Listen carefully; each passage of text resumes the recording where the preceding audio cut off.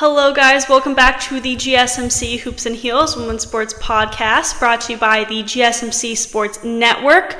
We just got done talking about how the NWSL teams are looking and some ranks that I have for them. And we are now going to move on to our next segment where we're going to be talking about some sort of little controversy going for the weight classes in the women's MMA, the UFC. So it's very complicated. There's a lot of background information in it. I'm currently trying to figure out some technical issues over here, and I'm so sorry if my screen starts to glitch or something. I'm like hoping it does not. Okay. Ooh. I'm so sorry, guys. Okay. So let's just get into it. I'm so sorry, guys. Okay, so the UFC has a total of 8 different weight classes for their male fighters. They have the flyweight division at 125 pounds or less. And then they have the bantamweight division at 135 pounds. Wow, 35 pounds. That would be insane. The featherweight division at 145 pounds. The lightweight division at 155 pounds. The welterweight division at 170 pounds. The middleweight division at 185 pounds. The light heavyweight division at 205 pounds. And the heavyweight division at 260 pounds. On the other hand, women only have 4 divisions. The strawweight division at 115 pounds or less.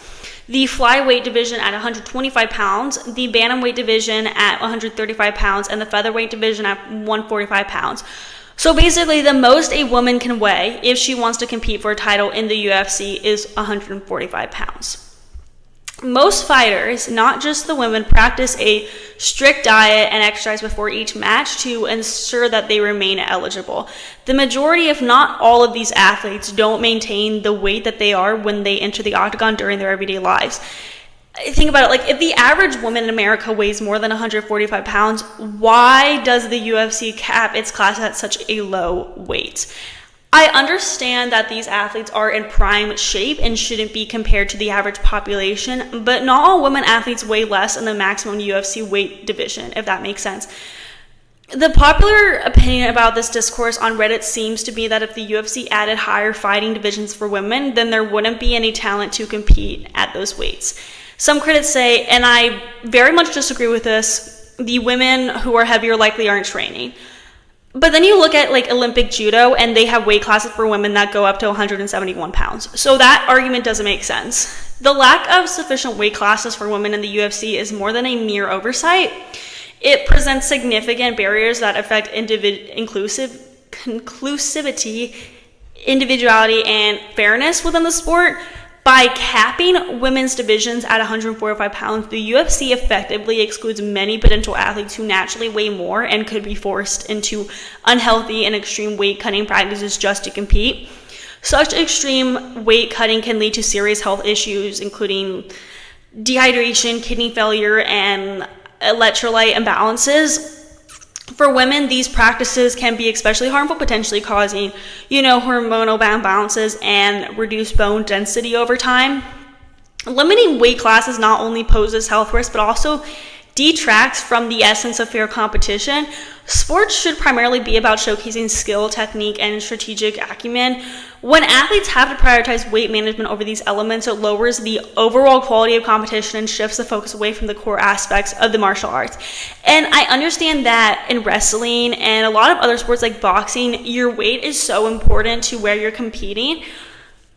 But if you're capping it at 145, that doesn't make sense. Like that's not the average weight exceeds that. Well, actually, technically, okay, so it's very confusing because every single website will tell you differently, but apparently you have to look at height too. But for a 5'4" woman, the average weight is 125 pounds, I believe. But that's not where most people stand, if that makes sense. Like not most people are 5'4". I don't know how to explain this very well, but basically what I'm saying is that capping at 145 doesn't make sense. That is like nothing. That's not enough people at all, it feels like. It feels like you're capping it too soon, if that makes sense. Anyway, Also, the lack of weight diversity just limits the range of fighting styles and strategies in the octagon. potentially making the competition less interesting and dynamic. We already know that women's MMA doesn't get as much attention. Men's MMA gets more attention. It's been better over the past several years, don't get me wrong, but maybe there needs to be more competition. There needs to be more interesting competition, more divisions for women to compete. Economically and professionally, more weight classes would likely lead to more events and thus more opportunities for fighters to earn, gain exposure, and advance their careers. This expansion could also increase the number of female trainers, coaches, and role models in MMA, further promoting women's participation and visibility in the sport and in all sports generally. Comparatively, other combat sports like boxing and judo accommodate a wider range of weight class for women, which has not only increased participation, but has also elevated the status and visibility of women in these sports. Finally, expanding women's weight classes could significantly impact broader cultural perceptions by challenging existing stereotypes about female athletes and their capabilities.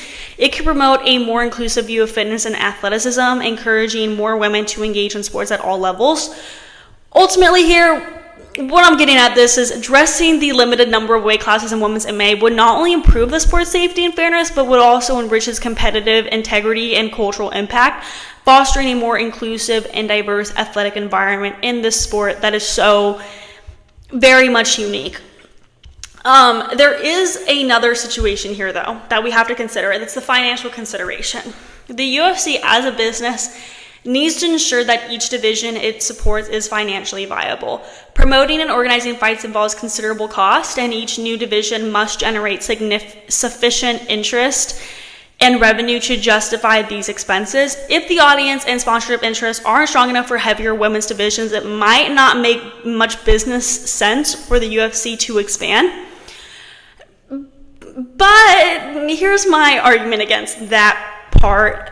Sure, the outright cost of adding more weight classes for women in the UFC might seem steep, but you got to think of the big picture. Investing in women's divisions isn't just good for equality, it can pull in new fans and open up fresh sponsorship deals. Let's not forget, every time we bet on women's sports before, it's paid off big time with a surge in viewers and broader interest. So that is my take on all of that. Before we move on to the next segment, I wanted to announce some other news in the MMA, but this is more exciting, more lightweight. No pun intended. See, that was clever, huh? I don't know. That probably wasn't. Anyway, let me announce some more exciting news in the MMA. Okay, so Invicta Fighting Championships, an all-women's mixed martial arts promotion, has agreed to a U.S. television rights deal with CBS Sports. Beginning with Invicta FC 55, Bernardo v. Rubin on June 28th, Invicta FC will air live on CBS Sports Network. Invicta says this will help them bring top-tier women's MMA action to a broader audience both on television and online. Invicta FC was founded in 2012 by sports executive Shannon Kapp. The promotion's alumni roster features legends such as Amanda Nunes, Rose Namajuanes, Chris Cyborg, Justino and Paige Van Sant. CBS Sports Network will air a total of 5 Invicta events in 2024. So Snap said, and I'm quoting here, CBS Sports is the perfect partner for Invicta FC. By joining forces with their global platform, we're set to bring our world-class events to an even larger audience.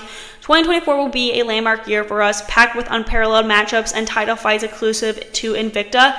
We're excited to showcase our world-class events and demonstrate why Invicta FC is the leading brand in women's MMA, giving fans around the world a front-row seat to the action. So the new deal between Invicta Fighting Championships and CBS Sports to bring women's MMA to a bigger TV and online audience is going to be a game changer, I think. By teaming up with CBS Sports Network, Invicta's fights will get in front of way more eyes, which is awesome for growing the sport and introducing it to folks who might not have checked it out before. This is a big thumbs up for the sport because it shows that women's MMA is getting the respect and attention it deserves. Plus, this could mean better sponsorships and more dough for the fighters and the events, helping the whole scene level up. Invicta has been a launchpad for many of the sports stars, and now with more exposure, upcoming fighters have a killer chance to make a name for themselves. It's also cool to see women's sports getting more love in general, and with CBS broadcasting these fights worldwide, the impact could be huge. it's exciting times for Invicta and women's MMA. So we're now going to move on to our last segment where we talk about the VNL and the upcoming Olympics. Before we begin, we're going to be taking a very short break. So I will see you guys very soon.